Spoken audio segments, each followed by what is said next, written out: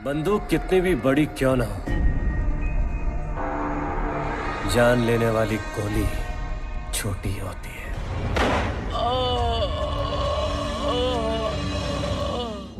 मेरा नाम है वरुण और आप सब लोग देख रहे हैं मेरा यूट्यूब चैनल वरुण यूनिवर्स।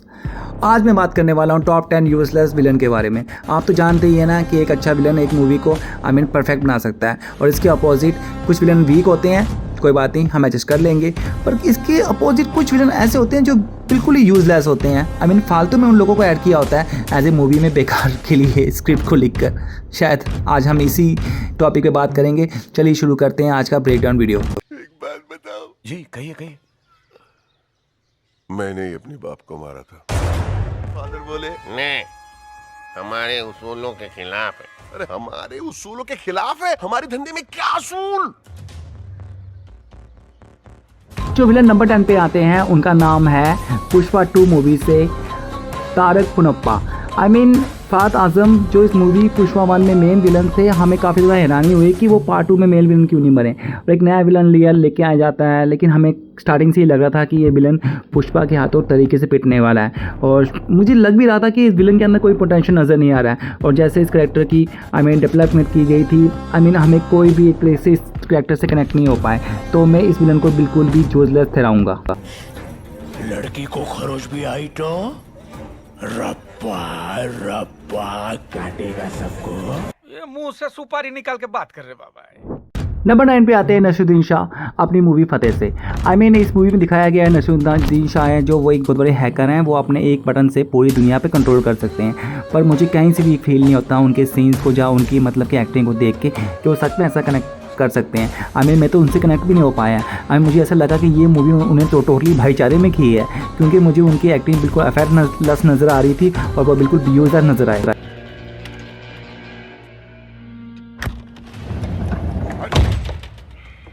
बेवकूफ, ये बुलेट प्रूफ दरवाजा नहीं है। मुझसे पहले तेरा नंबर आएगा।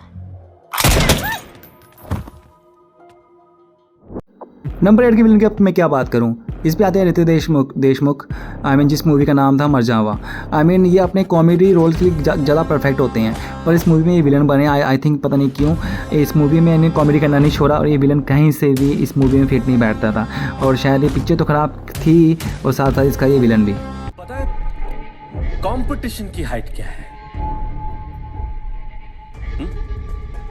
नायग्रा फॉल्स के सामने पेशाब करता हुआ आदमी। नंबर 7 पे आते हैं अरमान कोहली प्रेम रतन धन पाओ मूवी से।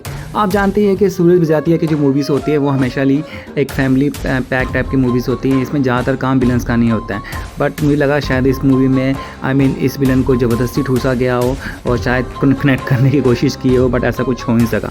हमें ना तो उनकी बैक स्टोरी दिखाई गई, ना तो हमें ये दिखाया कि कोई स्ट्रॉन्ग रीज़न दिया गया कि वास्तव में विलन बने क्यों, या वो क्यों ऐसा सब कुछ करना चाहते हैं। पर जगदम में सब कुछ हुआ, आया ये विलन आया और कब गया कुछ पता नहीं चला।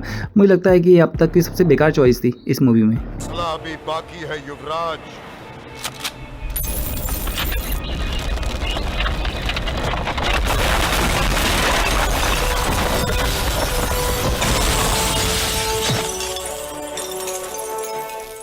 नंबर 6 पे आते हैं हमारे स्टूडेंट ऑफ द ईयर 2 से आदित्य सेल। जिस मूवी का हीरो ही इतनी बेकार एक्टिंग कर रहा था, हमें उस मूवी के विलन से क्या ही एक्सपेक्ट कर सकते हैं। आप कैसे सोच सकते हैं कि एक कॉलेज टाइप की मूवी में आपको एक स्ट्रॉन्ग विलन देखने को मिलेगा। ये विलन बिल्कुल यूजलेस था इस मूवी में, सीरियसली। कंपटीशन के अंत तक मेरा नाम क्या है? अपना नाम भी भूल जाएगा।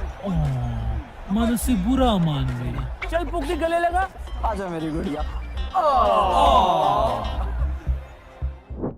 नंबर 5 पे आते हैं सत्यराज। आप इन्हें तो जानते ही होंगे, कडप्पा ने बाहुबली क्यों मारा है, यही काफ़ी टाइम तक ये थ्योरी चलती रही थी और बॉलीवुड के अंदर और हमारे लोगों के अंदर काफ़ी ज़्यादा एक्साइटमेंट थी इस विलन को लेके कि सच में ये बॉलीवुड में आएगा तो एक धमाका मचाएगा। सिकंदर मूवी में इनको रोल मिला एज ए विलन, बट ये कहीं से भी अपने रोल में कंफर्टेबल नज़र नहीं आए। ना इनकी करेक्टर में डेप्थ थी और ना ही हमें ऐसा कुछ सरप्राइज फैक्टर देखने को मिला जिसके लिए जो एक विलन काफ़ी ज़्यादा पोटेंशियल मान जाता है। हजारों फॉलोअर्स बढ़ रहे हैं, लाखों फॉलोअर्स बढ़ रहे हैं और ये तो कुछ भी नहीं, करोड़ों में बढ़ेंगे। नंबर 4 पे आते हैं विजेंद्र सिंह, किसी का भाई किसी की जान मूवी से।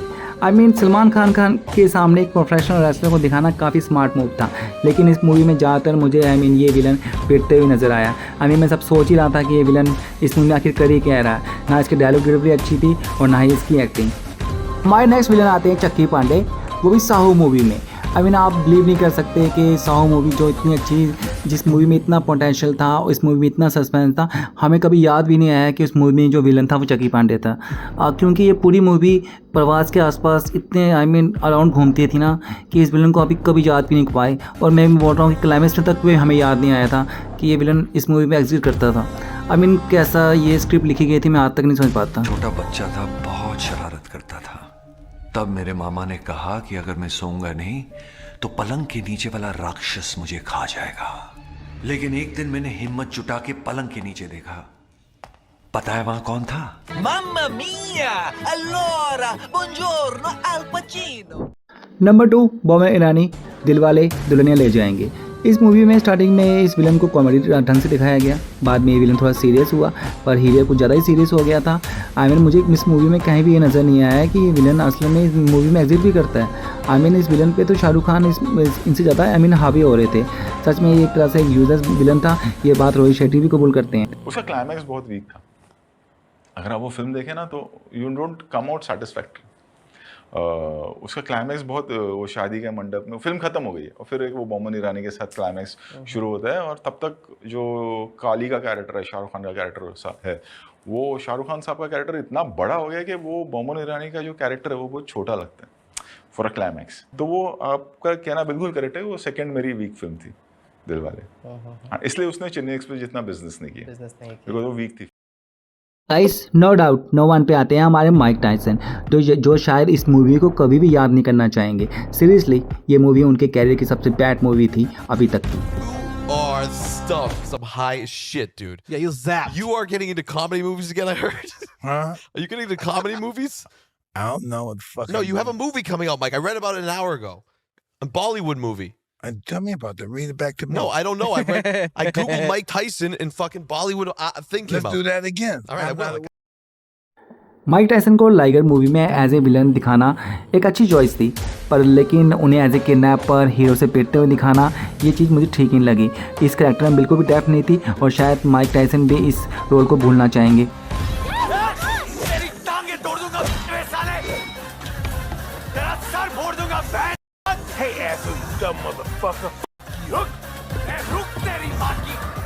आप लोग तो जानते ही होंगे ना, एक अच्छा विलन एक पूरी मूवी को ना सुपर हिट बना सकता है, और इसके अपोजिट एक बुरा विलन पूरी पिक्चर को ख़राब कर सकता है। ये थे बॉलीवुड के कुछ ऐसे विलन जो पूरी तरह से यूजलेस थे।